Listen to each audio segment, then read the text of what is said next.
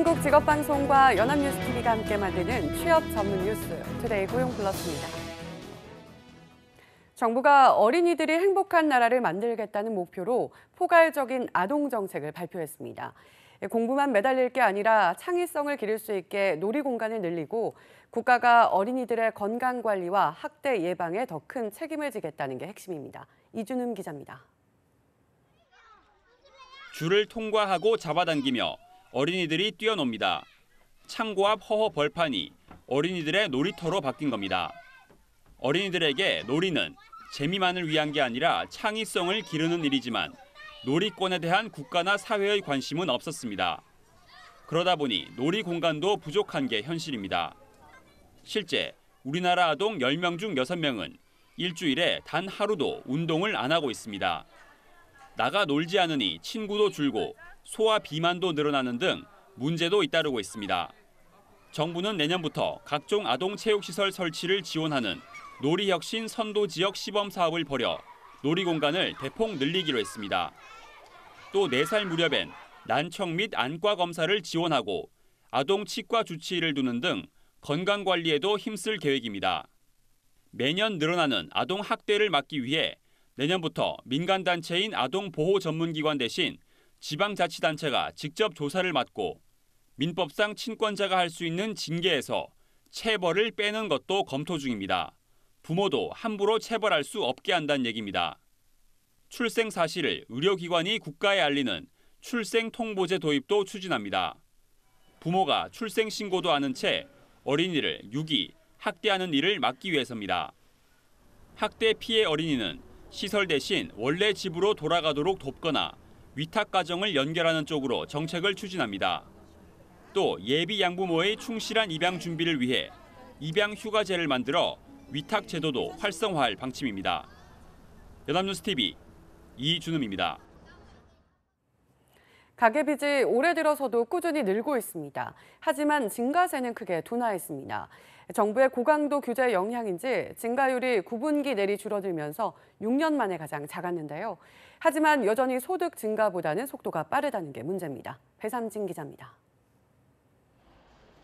가계신용, 즉 가계가 갚아야 할 빚은 3월 말 기준 1,540조 원, 지난해 같은 시점과 비교하면 3조 3천억 원, 4.9% 증가했습니다. 2016년 4분기 이후 9분기 연속 증가폭이 줄더니 가계빚이 감소했던 2013년 1분기 이후 가장 낮은 증가율을 기록한 겁니다. 은행 가계대출이 5조 7천억 원이 늘었지만 17조 원이 넘는 전분기 증가액에 비하면 증가폭이 크게 줄었고 저축은행, 신협 같은 비은행 예금기관 대출은 오히려 3조 5천억 원 감소했습니다. 보험사 가계대출 역시 1조 원 이상 줄었습니다. 총부채 원리금 상환 비율, DSR 규제를 확대하면서 대출 문턱이 높아진 데다 각종 부동산 규제로 부동산 거래가 확연히 줄어든 점도 영향을 미쳤습니다. 결제 전 카드 사용액 등이 포함된 판매 신용 역시 신용카드 무이자 활부 축소 등의 영향으로 1조 9천억 원 줄며 88조 원대에 그쳤습니다. 이는 예금은행의 증가폭이 축소되고 비은행 예금 취급 기간이 감소로 전환한 데 주로 기인합니다. 하지만 안심하기에는 여전히 이릅니다. 가계빚 증가율은 5%에 육박하지만 이를 갚을 토대인 가계소득은 지난해 3.9% 늘어난 데 그쳤고 올해도 큰 폭 개선은 어렵기 때문입니다. 다만 가계빚 증가세가 어느 정도 제어되고 있는 반면 경기는 예상보다 빠르게 악화할 조짐을 보이면서 경기 부양을 위한 금리 인하의 여지는 커졌다는 분석입니다. 연합뉴스TV 배삼진입니다. 최저임금 인상 영향으로 일부 업종에서 일자리가 줄었다는 정부의 실태 파악 결과가 처음으로 나왔습니다. 최저임금 속도 조절론에 힘이 실리는 모습인데요. 노동계는 거세게 반발하고 있습니다. 강은나래 기자입니다. 2년 연속 최저임금 2자릿수 인상의 영향을 정부가 연구 용역을 통해 조사했습니다. 지난해 임금 상위 20%와 하위 20% 격차가 큰 폭으로 줄었습니다. 임금 불평등 해소로 볼 수 있는 대목입니다. 하지만 도소매업과 음식 숙박업 등 일부 취약업종 일자리가 줄었습니다. 인건비를 아끼려 직원 대신 사업주 본인이나 가족이 나서서 일하고 단시간 노동자를 초단시간 노동자로 전환한 사례들도 있었습니다. 최저임금 인상의 부담이 결국 중소기업에 다 집중되는 것 같아요, 그죠? 그럼 이거를 사회적으로 이제 공유해가는 어떤 메커니즘을 만들 필요가. 청와대가 내년도 최저임금 인상폭을 3-4% 수준으로 가닥 잡았다는 일부 보도와도 맞물려 속도 조절론에 무게를 실을 수 있는 부분. 청와대는 보도 내용이 사실무근이라 밝혔지만 노동계는 즉각 반발했습니다. 산입 범위 확대로 실제 인상 효과는 절반도 안 된다며 최저임금 10,000원 공약 이행을 촉구했습니다. 교통비, 식대 가리지 않고 모두가 삭감이 진행이 됐습니다. 이렇게 최저임금 인상분을 상쇄하는 방식으로 저임금 노동자들의 호주머니를 털어가는 최저임금위원회가 내년도 최저임금 심의에 본격 돌입하면 인상률을 둘러싼 노정 갈등은 격화할 것으로 예상됩니다. 연합뉴스TV 강은나래입니다. KT 채용비리 의혹을 수사 중인 검찰이 이달 초 자유한국당 김성태 의원의 딸을 불러 조사한 것으로 파악됐습니다. 검찰의 수사가 김 의원을 향하고 있는 형국인데요. 검찰은 김 의원에 대한 소환 조사도 검토하고 있습니다. 박수주 기자입니다.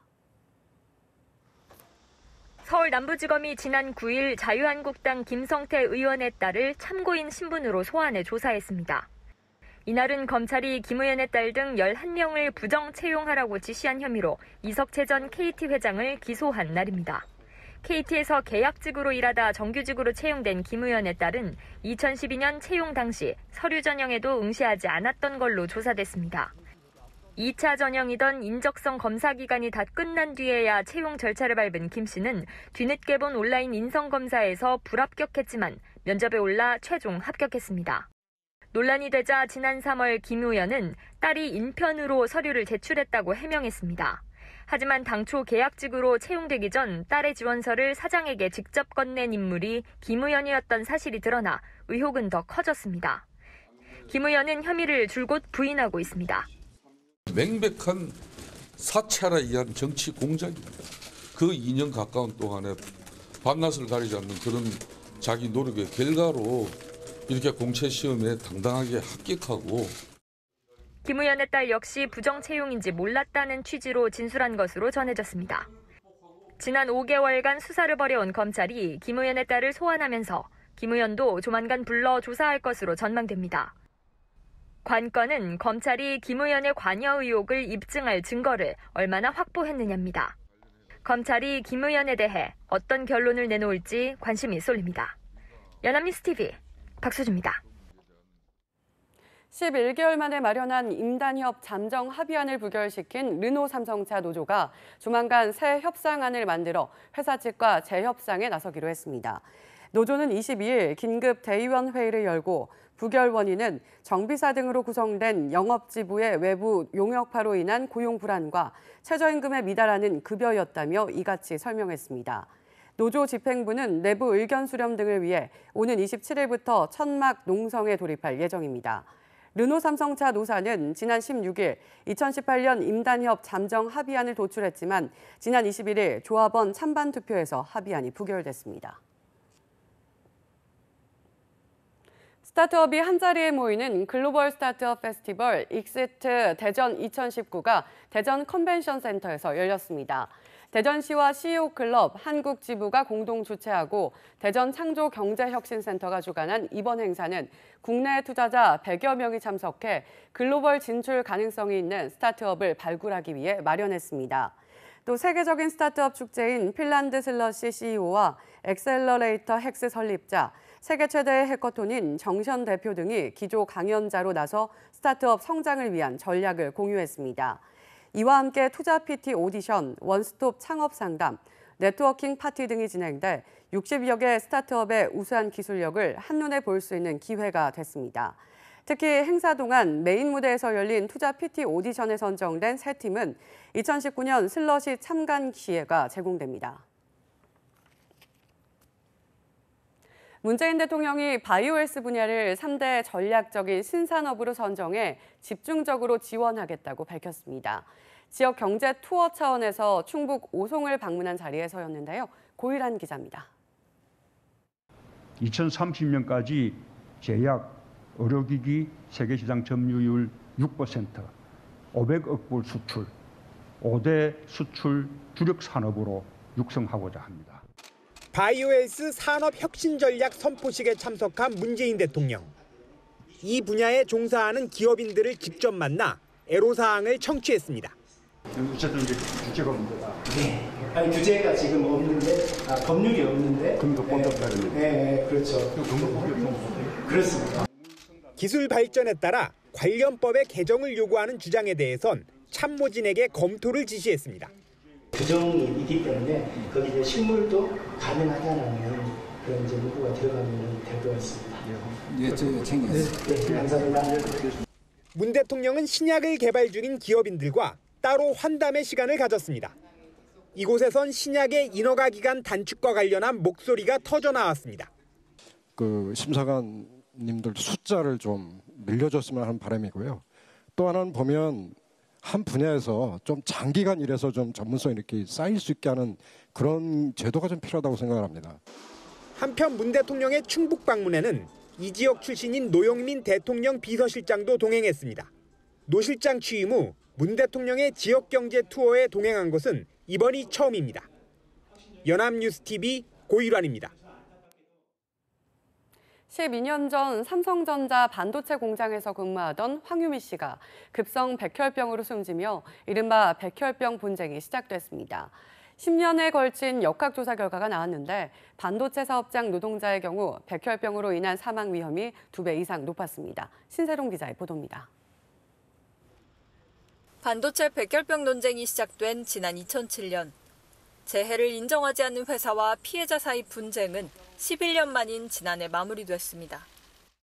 병으로 고통받고 있는 직원들과 그 가족분들께 진심으로 사과드립니다. 안전보건공단이 10년간 반도체 사업장 6개사의 노동자 약 20만 명을 대상으로 조사한 결과를 발표했습니다. 반도체 제조업 여성 노동자의 백혈병 발생 위험은 전체 근로자의 1.5배, 클린룸 작업이 많은 젊은 여성 오퍼레이터는 2.7배, 사망은 2.8배 높았습니다. 비오지킨 림프종의 경우 사망 위험이 3.68배까지 치솟았습니다. 정확한 원인 규명은 어렵지만 클린룸 작업에 의한 영향 가능성이 확인된 겁니다. 네, 현재보다 유해 물질 노출 수준이 높았을 가능성이 있는 2010년 이전 입사 여성에서 혈액암 발생 위험비가 그 이후에 입사하신 분들보다 더 높은 것으로 나타났습니다. 공단은 국내 많은 노동자가 종사하는 반도체 업종에 예방 차원의 관리를 당부했습니다. 국내 반도체 제조업의 암 발생 위험에 대한 능동적 관리와 예방 정책 수립에 큰 도움이 될 것으로 기대합니다. 또 이번 조사에는 포함되지 못한 하청업체와 중소규모 반도체 노동자에 대한 조사도 향후 검토할 계획입니다. 연합뉴스TV 신세롬입니다.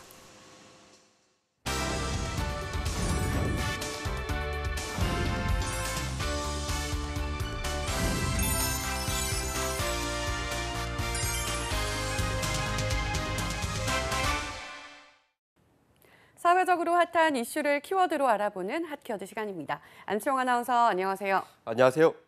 핫키워드 시간입니다. 경력 단절 여성과 저출산을 막기 위해 정부는 모성보호 제도를 적극 권장하고 있지만 실제 이 제도가 잘 활용되고 있을까요? 핫키워드에서 살펴봅니다. 네, 모성보호제도라면 출산휴가, 배우자 출산휴가, 육아휴직과 같은 출산과 육아를 위한 제도잖아요. 최근엔 여성뿐만 아니라 남성 배우자도 적극적으로 활용할 수 있도록 정부가 나서고 있는데 이 현장에서는 잘 쓰이고 있나요? 네, 이와 관련해서 얼마 전 고용노동부는 기업들의 모성보호 및 일과 생활균형제도 활용 실태 등에 대한 일과 가정 양립 실태 조사 결과를 발표했는데요. 근로자가 5명 이상인 사업체 74만 7,749개 가운데 5천 곳을 표본 추출해서 지난해 11월부터 올 1월까지 2017년 상황을 조사한 결과라고 합니다. 우선 조사 결과 임신이나 출산 중인 여성 근로자가 있다고 답한 곳은 전체 사업체 중 26%였는데요.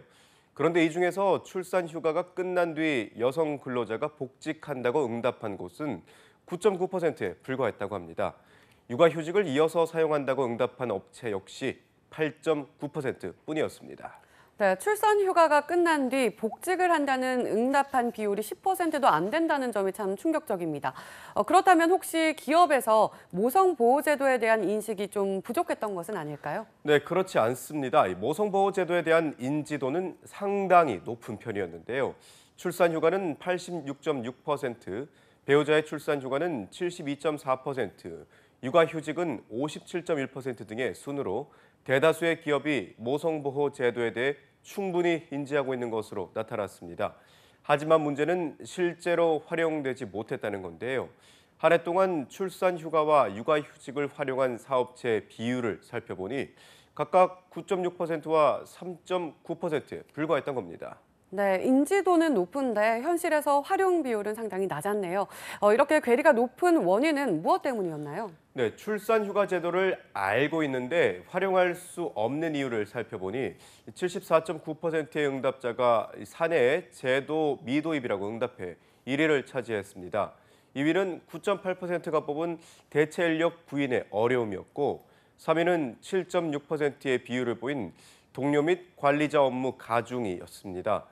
배우자 출산 휴가 제도 역시 활용이 되지 못했던 이유로 83%가 사내 제도 미도입이라고 응답해 여전히 기업 차원의 노력이 필요한 것으로 조사됐습니다. 네, 기업 차원에서 출산 휴가 제도를 충분히 인지하고 있는데 결국 제도는 도입되지 않으니 충분히 활용되지 못하고 있었던 거군요. 참 안타까운 결과입니다. 네, 그렇습니다. 그런데 문제는 휴가뿐만이 아닙니다.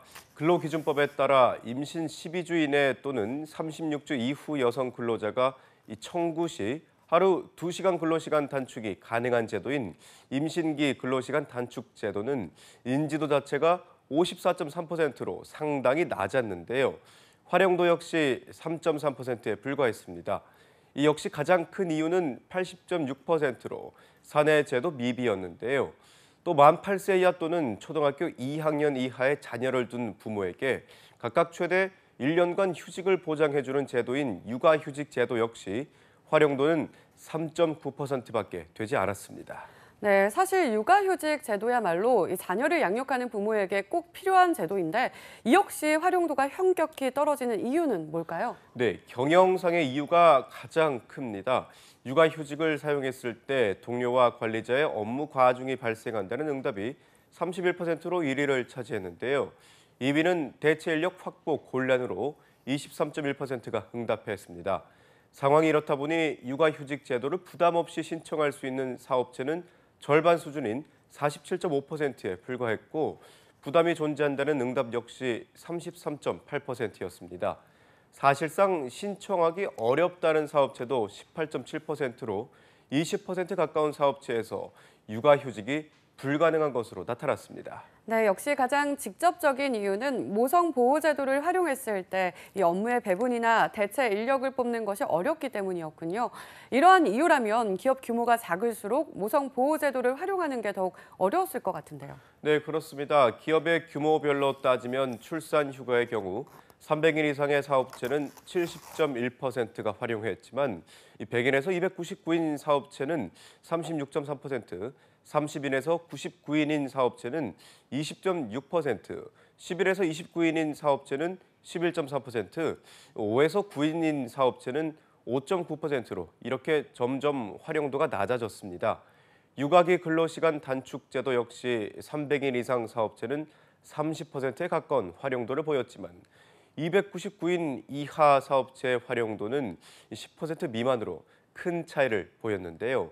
이에 고용노동부는 관계부처 및 지자체 등과 협조해서 모성보호와 일과 생활 균형을 위한 정책들의 사각지대를 최소화하고 정책 체감도를 높일 수 있도록 적극 대응하겠다고 밝혔지만 가장 중요한 건 기업의 인식을 바꾸고 대체 인력을 확보할 수 있는 제도를 마련하는 것이라는 지적이 잇따르고 있습니다.